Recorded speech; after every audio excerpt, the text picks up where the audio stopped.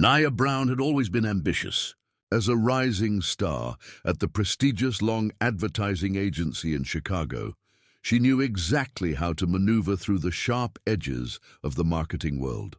Her dedication, vision, and natural instinct for detail had earned her the quiet respect of peers and superiors alike. What she hadn't counted on was falling for Edward Jones, the firm's brilliant creative director, a man with a razor-sharp mind and a disarming wit that could cut through even her most guarded moments. They were cautious, careful to guard what was beginning to blossom between them. In an office where whispers could be career-ending, their romance lived in the quiet spaces, after-hours conversations, shared laughter in dim corners, and weekends stolen away in quiet country towns, far from the thrum of the city. What they had was undeniable. It wasn't just attraction. It was magnetic, alive, a current pulling them closer with each secret they shared. Late nights at the office slowly blurred into stolen moments. Brainstorming sessions spilled into whispered exchanges, where the ideas mattered less than the way Edward's laughter could dissolve her tension after the hardest of days. His energy was infectious, his creativity boundless, and Nya found herself drawn to him with a force she couldn't explain. A pull unlike anything she had ever felt before, but she wasn't the only one watching Edward. Thomas Long, the agency's formidable CEO and Nya's direct superior, was a man who wore power like a tailored suit. Every room bent toward him, his charm a polished veneer over something far more ruthless. To the world, he was a titan of advertising, the man who had turned Long Advertising into a household name. But to Nya, that charisma had soured into something darker. At first, his attention seemed harmless. Compliments that lingered too long, exclusive invitations framed as mentorship, veiled suggestions of what they could be together. Nya dismissed them, unwilling to believe he meant more. He was her boss, and she would never confuse her ambition with something so dangerous. Not when her heart already belonged elsewhere, but the moment she made her disinterest clear, the warmth in Thomas's demeanor vanished. In its place crept a chill.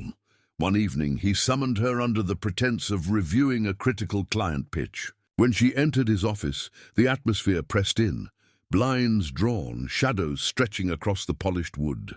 He sat behind his broad mahogany desk, hands steepled, his expression unreadable.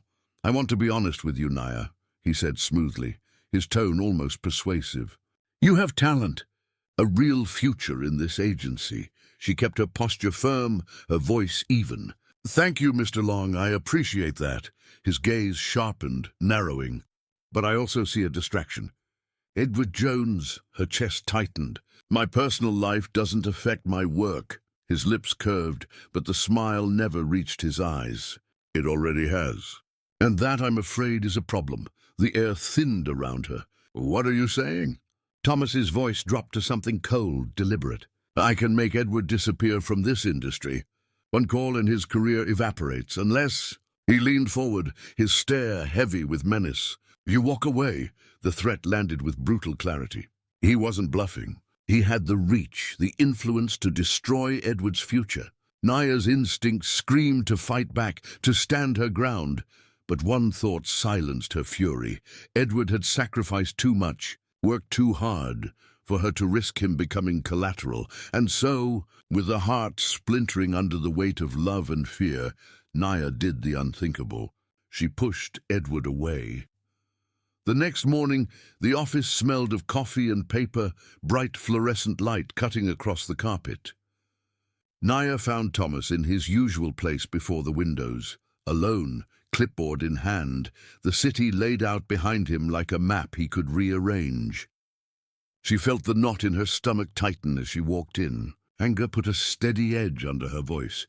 "You called me in yesterday to threaten Edward," she said, stopping a careful step from his desk. "Why are you doing this, Thomas? What do you want from me?" He didn't startle. He had the practiced calm of a man who'd watched others break and learned how to wait them out. He set the clipboard down with casual precision, as if he were closing a case file. "I want what's best for the agency," he said. and for a moment his tone was all corporate reason. People who put the firm at risk, through distraction, through poor judgment, have to be managed. That's leadership. Nya's laugh was sharp. Edward is not a liability. He's one of our strongest creative minds. This isn't about the agency. It's about you. His eyes flicked to her, and something colder than reason settled in them. Is it? He asked. You dismissed me. You shut me down. In front of clients, in front of the board. That's not a small thing, Nya. It undermines me. You were propositioning me, she shot back. You crossed a line. I crossed a line because you made me cross it. He smiled like someone describing a simple fact. You rejected me. You humiliated me. There are social costs to that. Someone needs to pay. The words were mechanical, but the intent behind them was crystalline. It wasn't guilt or sorrow, only calculation. Nya felt her pulse thud in her throat. So you'll ruin Edward to punish me? Thomas shrugged, as if shrugging could be the same as shrugging off the harm he intended. If his presence makes you a liability, removing him protects the firm and reminds everyone of where the boundaries lie. People behave better when they know consequences. You're using the agency as your weapon, she said, voice low and steady. You think this makes you powerful? It makes you petty. He leaned back, folding his hands, as if preparing to close a board meeting. Power sometimes requires unpleasant choices, he said. You are clever, Nya. You can protect Edward by walking away. Or you can stand on principle and watch everything you care about crumble under the weight of your choices. Anger flared hot and immediate, then cooled into a sharper, more determined edge. If you think I'll sacrifice him to save your ego, you're wrong, she said. I won't be complicit, and I won't let you decide whose life you get to ruin. Thomas's lips thinned. For the first time since she'd known him, a flicker of uncertainty crossed his face. Not weakness exactly, but awareness that he might be dealing with more than a frightened subordinate. Be careful, he warned, softer now. There are ways to make problems disappear without anyone knowing who pulled the strings. Walk away, Nya, or watch how cleanly I can dismantle what you've built. She turned away then, the city suddenly too sharp, too exposed. But the confrontation had done something to her fear. It had traded some of it for resolve. If Thomas wanted a war disguised as protection, she decided, she would not be the one who blinked first. Nya was horrified. Her first instinct was to call Thomas's bluff, to throw his threats back in his face. But she knew better. He had the power, the influence, the connections to erase Edward's career with a single phone call. And Edward had worked too long, sacrificed too much, for her to allow that kind of ruin to touch him. So with a heart that felt heavier than stone, she did the one thing she never imagined. She pushed him away. That night, lying awake and staring at the ceiling, Thomas's warning replayed in her mind on a merciless loop. The thought of losing Edward cut into her, but the thought of watching him destroyed because of her was unbearable. The next morning, she walked into Long Advertising with a mask she didn't know she was capable of wearing. Edward was waiting near her desk, his smile warm, his eyes shining with the familiarity of love. She forced herself to look right past it. I think we should stop seeing each other, she said, her voice flat, lifeless. His smile faltered, confusion knitting across his brow. What, Nya? What's going on? She swallowed hard, digging into a strength she didn't feel. I just don't feel the same anymore. Beside, I need to focus on my career. The pain that flickered in his eyes nearly undid her. But Edward only nodded, slow and wounded. I don't understand why the change we was doing great. Nya spoke with a sharp tongue. I need space. Please respect my wishes. Edward looked confused. If that's what you want. Nya turned before her resolve cracked. Every step away shattered something inside her, but she didn't look back. She couldn't. If she did, she knew the truth would spill out, and that would destroy him faster than Thomas ever could. For now, Thomas had won. Edward, though, couldn't make sense of it. One day, she was his fiercest supporter, his confidant, his heart. The next, she was distant, unreadable. Every attempt he made to draw her close was met with walls he couldn't climb. The warmth in her gaze was gone, replaced by an icy detachment that left him spiraling. At first, he tried to convince himself it was stress, a temporary storm. But the more he reached, the further she slipped away. "Is there someone else?" he asked one evening, his voice cracked with desperation.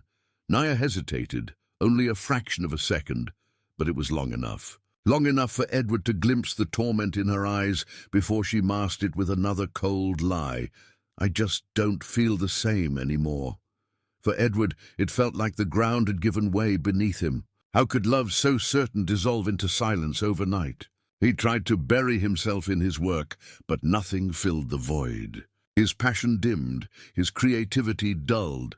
It wasn't just heartbreak, it was betrayal. Edward tried to keep moving, to bury the hollow ache Nya left behind beneath deadlines and pitch decks. But the loss gnawed at him, blunting the sharpness of his ideas. Campaigns that once sparked with color and edge now felt flat. His team noticed. The man who had once energized the entire floor now sat at his desk, staring at half-finished concepts that never quite came together. At first, he convinced himself it was just heartbreak, a wound that time would stitch closed. But the weight pressing down on him grew heavier, and it wasn't only Nya's absence. There was something else, a quiet shift in the air of Long advertising.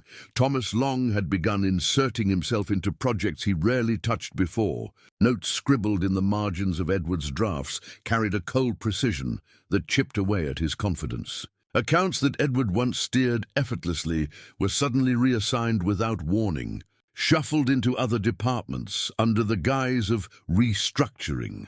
Colleagues grew wary around him, careful with their words, glancing toward Thomas's office before offering their support. Edward knew what was happening. Not all of it.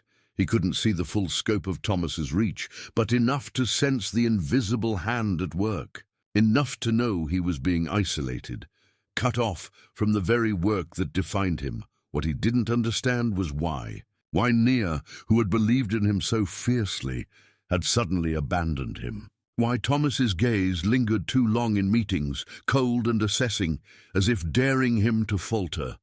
Edward fought to hold himself together, but the edges of his world were beginning to fray. The agency that had once felt like home now felt like a cage, and every day inside it he felt himself slipping further from the man he had once been.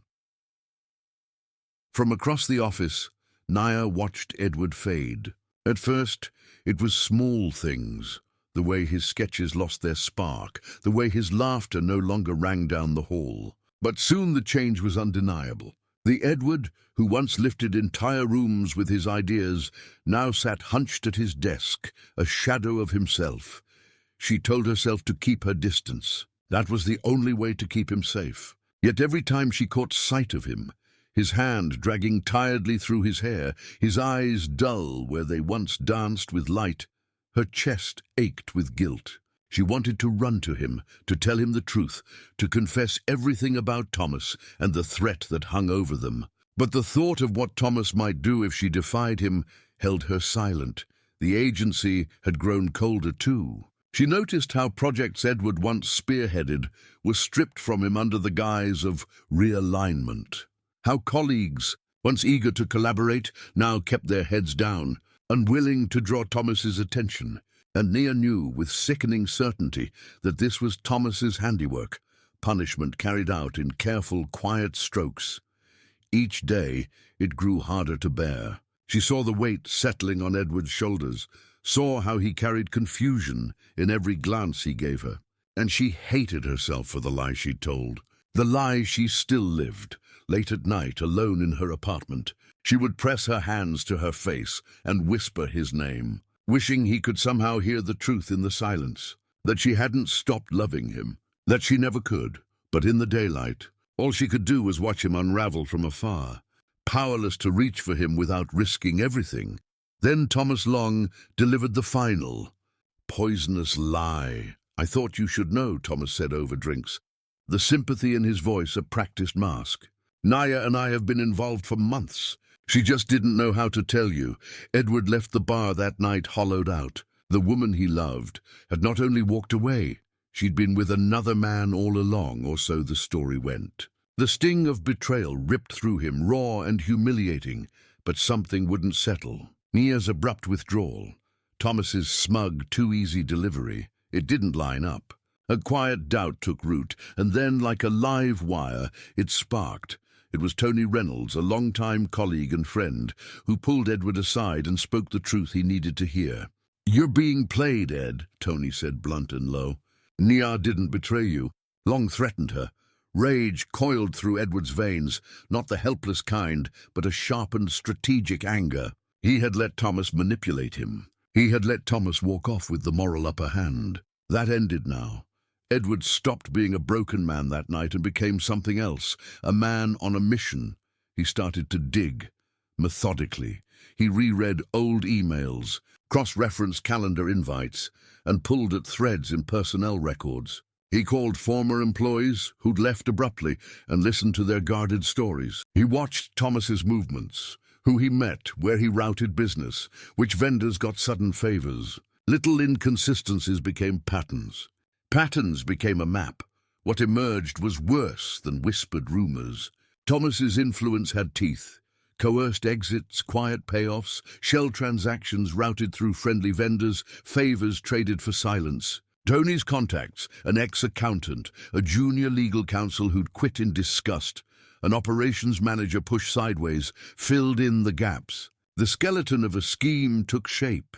Channel funds here, bury approvals there, intimidate anyone likely to ask questions. They compiled everything with the care Edward would usually reserve for a client pitch. Night after night, the two men cross-checked receipts, time-stamped emails, wire transfers. They matched signatures to meeting minutes, traced consultant invoices to personal accounts. Every claim was backed by documents. Every allegation had corroboration. But they moved with a single, constant restraint: protect Nya. She was the one Thomas had used as leverage, not a conspirator. Their plan had to bring Thomas down without dragging her into courtrooms or gossip columns. So they built strategy like a campaign, secure copies of everything off-site. Recruit a forensic accountant under a promise of anonymity. Collect statements from past victims with legal affidavits ready. And map the network of Long's allies inside the agency and outside it, who would fold under pressure, who could be bought, who might be persuaded to switch sides.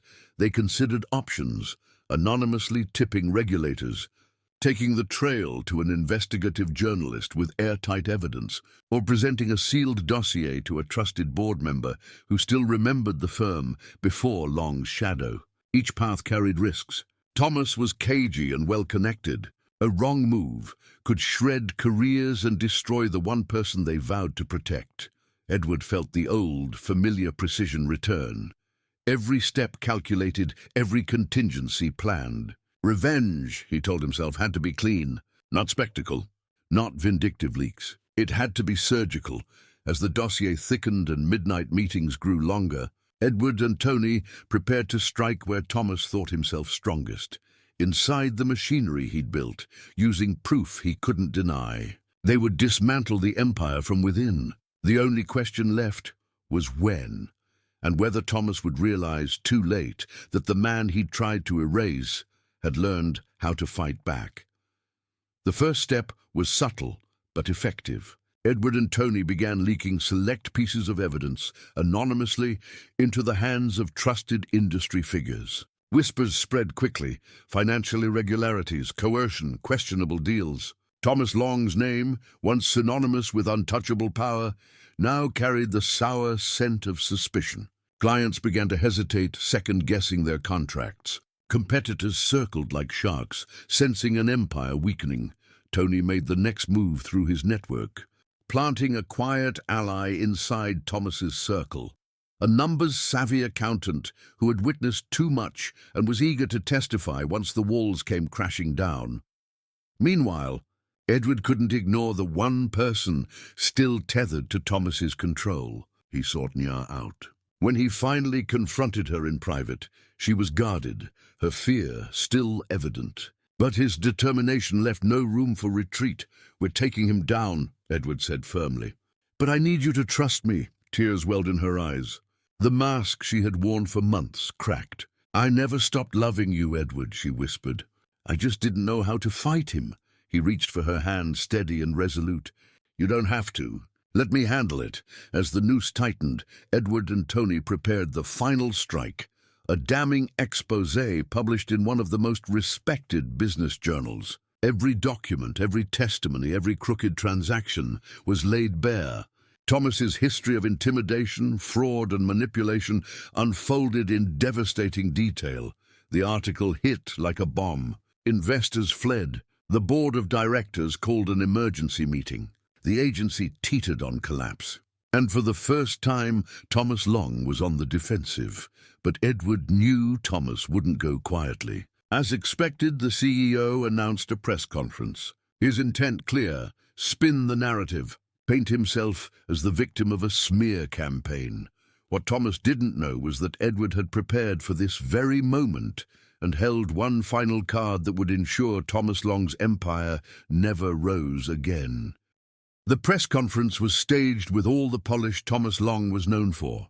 Bright lights, a carefully chosen backdrop of the agency's logo, and rows of journalists eager for sound bites. He strode to the podium in a crisp suit, the picture of composure, and adjusted the microphone with practiced ease.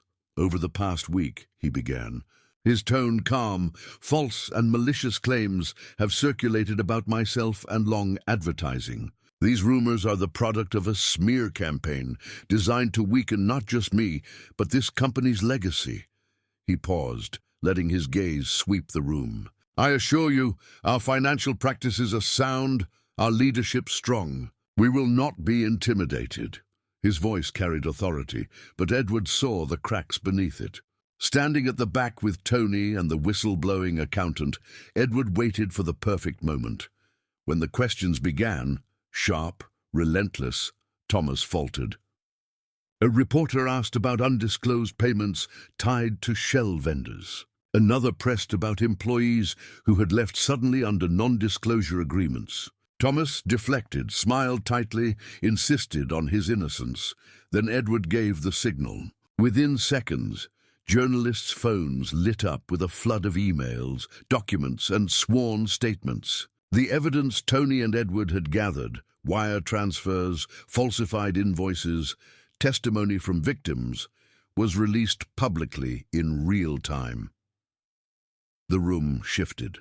Murmurs turned to a storm of accusations. Reporters shouted over one another, waving the documents as proof. Thomas froze, his mask slipping, his practiced calm unraveling. Edward stepped forward, his voice steady and clear. "The truth is no longer yours to control, Thomas. Your time is over." In that moment, Edward didn't just feel vindication, he felt justice. Thomas Long had built his empire on fear and lies. Now it was collapsing, piece by piece, in front of the world. Edward confronted Thomas one last time, in his now stripped office, the walls bare, the shelves emptied of their trophies. The empire Thomas had built through fear was crumbling around him. "You thought you could manipulate people forever," Edward said calmly, his voice carrying both finality and quiet strength. "But you underestimated me. You underestimated all of us." Thomas, cornered and humiliated, sneered. "You think this is over?" Edward leaned in, his words steady as steel. "It is for you." Within days, Thomas's assets were frozen. Lawsuits mounted, subpoenas piled on his desk, and the network that once shielded him dissolved. The industry that had once feared him now treated him as poison. His reign of intimidation was over, his name reduced to a cautionary tale whispered at boardroom tables. With Thomas gone, Edward and Nya finally had the freedom they'd been denied. The scars were real. The road to rebuilding trust not simple, but they were ready to face it together. One evening, standing on Edward's balcony overlooking the city lights, Nya slipped her hand into his. "We did it," she whispered, her voice soft with relief. Edward drew her closer, his lips brushing her hair. "No, Nya, you did it. You survived him. And now we can finally move forward." For the first time in months, the future didn't feel like a battle. It felt like a beginning. In the months that followed, Long Advertising began to heal. Under new leadership, the fear and toxicity Thomas had bred gave way to collaboration and trust. Edward was promoted to a senior creative role, his vision finally celebrated. Nya, too, thrived, her confidence sharper, her resolve unshakable. Together, they had endured the storm. Together, they would build something brighter. One evening, as they strolled hand in hand through Millennium Park, Edward glanced at Nya with a quiet, thoughtful intensity. The city lights shimmered against the darkening sky, music from a nearby street performer drifting softly in the air. "After everything we've survived," he said, his voice steady but full of emotion, "I know one truth for certain. I can't imagine life without you." Nya's smile bloomed, her heart swelling as tears touched the corners of her eyes. "Neither can I." Edward paused beneath the glow of the park's lights, the steel curves of the cloud gate reflecting the skyline around them. Slowly, he reached into his pocket and pulled out a small velvet box. Opening it, he revealed a delicate ring that caught the light and sparkled like a promise. "Nya Brown," he said, his voice rich with certainty, "will you marry me?" Her breath caught, tears spilling freely now, but they were tears of pure joy. "Yes, Edward, yes." As he slipped the ring onto her finger, applause rose from strangers nearby who had witnessed the moment. But the sound faded into nothing for them. The world beyond that moment ceased to exist. They had walked through heartbreak, endured deception, and survived betrayal. Their love had been tested in the fire of fear and lies. Yet it hadn't broken. It had only grown stronger now, standing together in the heart of the city where it all began. Edward and Nya knew one thing with unshakable certainty: whatever storms lay ahead, they would face them side by side. Love, tested and proven, had become their greatest victory. 6 months later, the day dawned clear and bright, sunlight spilling across the Chicago skyline as if the city itself was blessing the occasion. The ceremony was set in the rooftop garden of a downtown hotel, the skyline standing proudly behind them, a symbol of where their story began and where their future would grow.